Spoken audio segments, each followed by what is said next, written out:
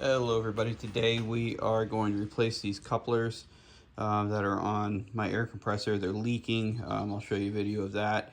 But it's fairly straightforward, easy process, but since it's leaking air, went ahead and got some replacements. I got them on, I think it was on Amazon or Home Depot, I'm not sure. It came in a 2-pack, so that's why I figured I'd just do both. But they're 1/4-inch universal coupler. And so we're gonna, I'll show you what it's doing. You can hear it hissing. It's coming out here. I can even feel the air. So we're going to go ahead and replace this fitting right here. So to do that, unplug, turn it off and everything. And then over here, you pull this and it'll let out all of the air. It is kind of loud. So I'll just do it for a second here and then we'll pause the video. Yeah, you can see it's kind of loud. So I'm going to pause, let the rest of the air come out, and we'll work on that. Okay, so I got the tank all the way empty. Just make sure you keep pulling it out to let any residual air out. So you don't want to start taking that off and it goes flying across the room or something. So these older ones that I have on here, I found are 19 millimeters. So to take it off, just put it on there and give a little pressure and they'll come right off. So I'll go ahead and finish taking these off and then we'll move on to our next step. All right, so it turns out the ones I got are the female version. I need the male version, so I'm gonna have to run back out to the store and we'll get the right ones. All right, so I got the right part now. I ended up ordering it off of Amazon. It was I got the 2-day shipping and worked great. So it ended up being this S716 male coupler, 1/4-inch M style, and that fits perfectly in here. I kind of dry fitted it already, so we're all good. So we just need to get these installed now. So to do that, we take our piece and we screw it in here, but if we just screw it in there, we're gonna have metal on metal and we're not gonna have a good connection and we're still gonna leak. So I'm gonna use this T+2 liquid pipe thread sealant.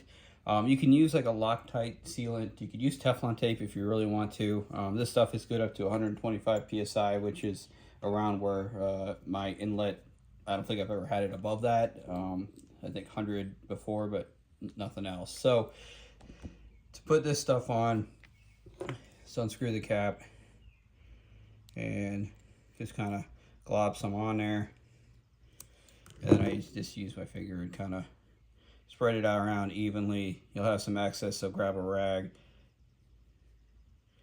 This stuff's great. I like it better than Teflon tape because you can get it in tighter spots and don't have to really worry about it. So I'm gonna put that excess, just kind of glob it in there, like I said. And then you can just take it on. You do have to turn it by the nut because you try to turn here, it's just going to spin in your hand. So we'll just put that in. Get it so it's tight, and then I'm still using my 19 millimeter socket, and we're just getting it tight. We're not gonna hammer it down. It's gonna go till I feel some legit resistance.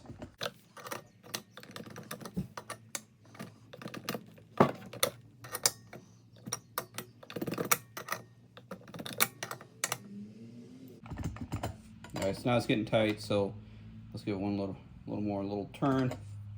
And now that's in. You can see some of it's kind of sticking out. So I'm going to follow that same process and put in the other one. Alright, so both of those are in. I kind of moved it over and I plugged it in. And we're going to go ahead and turn it on and let it charge up. And then after it's charged, I'll turn it back off, let it set for about an hour, and come back out and see where we're at. So I'll turn it on, and you're not going to watch that charge up because that would be super boring and loud. So I'm going to turn it up, and then I'll turn it back on. All right, so it's all charged up. You can kind of see the tank pressure goes up to 150, but the pressure that's hitting on these is at just under 80 with my broken gauge here. So I'm going to turn it off so it doesn't recharge, and I'm going to let it set for a little bit, and then come back, maybe after an hour, and see if we lost any pressure. If we did, this fix didn't work. If we did not lose any pressure, then that's all we need to do, and we're all set. So we'll check back in. All right, so it's been sitting for about an hour. It doesn't look like we lost any pressure at all.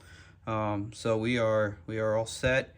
So that was the leaks. It was just a bad seal inside these things. So it's about a $10 fix to get both of them. And legit, if I had the right parts pieces, it would have taken me, I don't know, 5, maybe 10 minutes to get this fixed. So that is how we replace these couplers, how we fix that leak that you heard earlier. If you have any questions, comments, concerns, please leave those in the comments below. Hit like, subscribe, and all that, and we will talk to you soon.